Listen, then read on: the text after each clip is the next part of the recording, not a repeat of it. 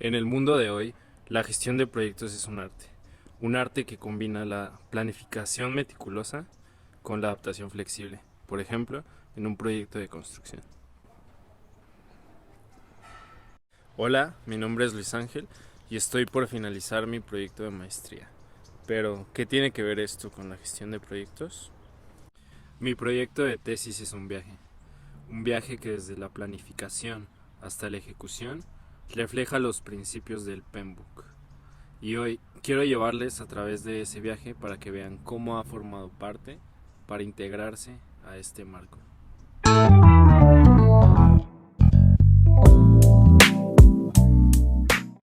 Lo primero que se debe tomar en cuenta cuando vas a elaborar un proyecto es la elaboración del acta constitutiva.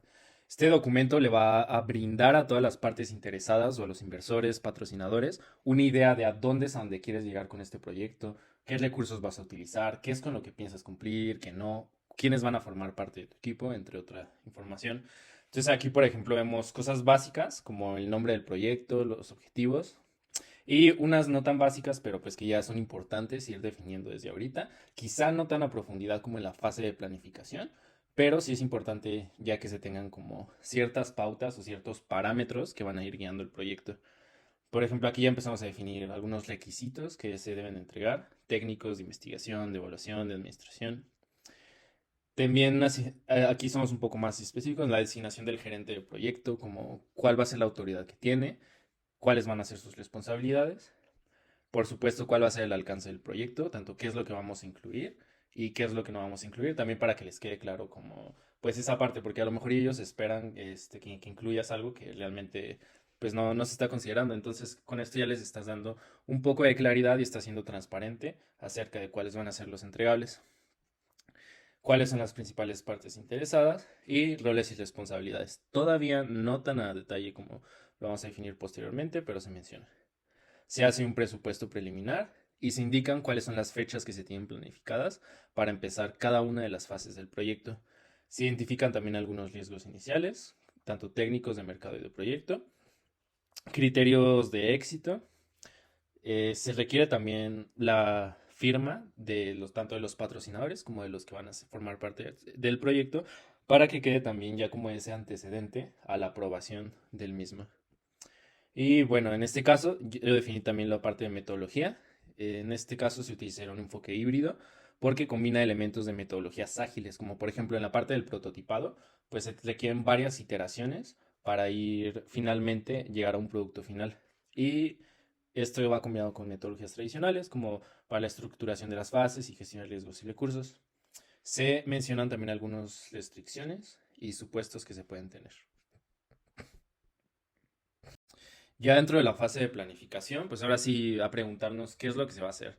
En estos casos se realiza lo que se conoce como una estructura de desglose de trabajo, que es una de las partes más importantes de todo el proyecto. Yo diría que es como el corazón de tu proyecto, porque aquí tú estás definiendo, y aquí sí es importante como que hacerlo a un nivel de detalle adecuado para tu proyecto, todas las actividades que se van a ir realizando en cada una de las fases, desde, en el caso del proyecto de maestría, pues desde la admisión, primer semestre, segundo semestre, requisitos de graduación, tercer semestre. Y si se fijan, de cada actividad, de cada fase se desprenden ciertas actividades, y de esas actividades se desprenden más actividades, y incluso en algunos casos podemos llegar, como aquí, a cuatro niveles, ¿no? Por ejemplo, en el examen de admisión, preparación para el examen, y llegamos a un nivel 4 de estudio de áreas clave. Eh, Dependiendo del qué tan extenso es el proyecto, pues lo puedes dividir por fases, pero sí es súper importante definir bien a detalle esta parte, porque si no defines bien cuáles van a ser todas las actividades que se van a realizar, lo que vas a hacer es que vas a provocar una sobrecarga de trabajo en ciertas partes de tu proyecto y en otras va a haber muy poquito trabajo. Entonces, a final de cuentas, eso es lo que en manufactura esbelta se conoce como Mura y Muri, sobrecargas de trabajo que a fin de cuentas llevan a variaciones de trabajo, que es un desperdicio y que van a provocar muchísimos desperdicios más. Entonces esta parte sí es bien importante que tú tengas bien a detalle todas las actividades que vas a estar realizando y básicamente es como un mapa. Yo diría que la mejor referencia que puedes tener para si está lo suficientemente a detalle tu estructura de desglose de trabajo es si te pudieras imaginándolo ya siendo ejecutado con esas actividades que tú estás definiendo. O sea, si realmente llegaste a ese punto en el que con tu misma estructura de trabajo puedes imaginarte cómo se van a dar las cosas, es un buen nivel. Aunque, claro, se pueden incluir, por ejemplo, un diccionario del desglose de trabajo, en el que incluso abarques otros temas como costos, roles de los que van a participar en esa actividad, eh, cómo se van a dar las interacciones entre esos roles, etcétera. Recordando un poco de teoría básica respecto a la gestión de proyectos, ustedes recordarán que se tienen tres restricciones en la gestión de proyectos, lo que es costo, tiempo y recursos.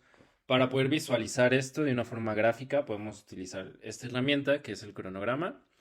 La ventaja que se ofrece, si tú ves, por ejemplo, este cronograma, pues dices, no manches, pues son muchísimas actividades, muchísimos hitos, etc, etc.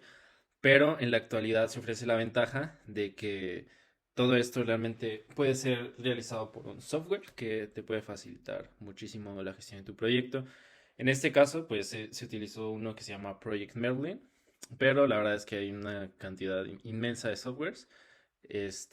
Bueno, aquí básicamente lo que se hace es que para la estructura de desglose de trabajo que tú estuviste definiendo, ya vas asignando como la dependencia entre las actividades, le vas asignando responsables y le vas asignando la cantidad de tiempo que se va a requerir para cada uno de los trabajos. Otra de las características que te permiten softwares como Merlin Project es poder visualizar de otra forma tu estructura del desglose de trabajo. Aquí, por ejemplo, nosotros tenemos lo que se conoce como un diagrama de PERT, el cual fue desarrollado en la década de 1950 por la Armada estadounidense. En este diagrama, nosotros lo que podemos hacer es que podemos ver cuál es nuestra ruta crítica, que básicamente sería como cuál es la ruta en la que nosotros no nos podemos atrasar, porque si nos llegáramos a atrasar, todo el proyecto se retrasaría. Entonces eso te permite visualizar como tu cuello de botella, porque no vas a poder ir más rápido de lo que esa ruta te permita, y si tienes algún retraso en esa ruta, pues todo el proyecto se va a retrasar. Entonces esto es una parte muy importante para la gestión de riesgos, porque puedes hacer como énfasis dentro de esa ruta cuáles son los principales riesgos para poder evitar a toda costa un retraso.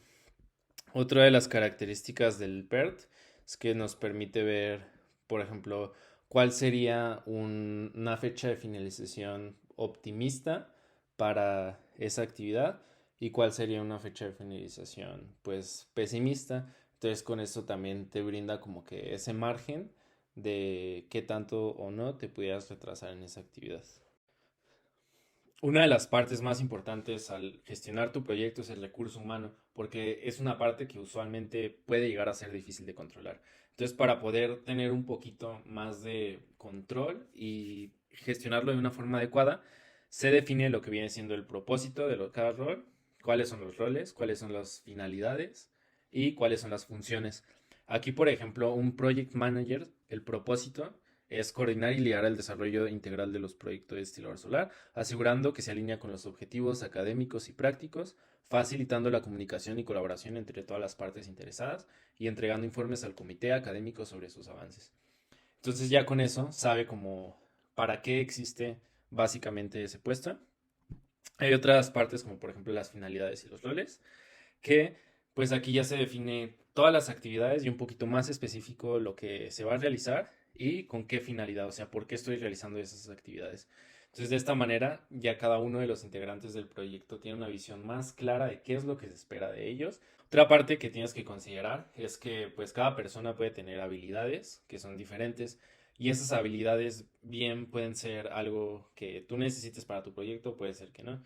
Entonces tú tienes que tener una visión clara de cuáles son las competencias que necesitas para que tu proyecto sea exitoso y cuáles son las competencias específicamente para los roles o para las responsabilidades que se asignaron dentro de tu proyecto.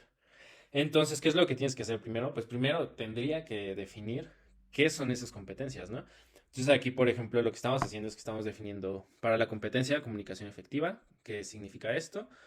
Yo quiero evaluarlo en base a estos cinco criterios: claridad en la expresión, comprensión y retención, feedback constructivo, eficacia en la comunicación no verbal y efectividad en la escucha activa.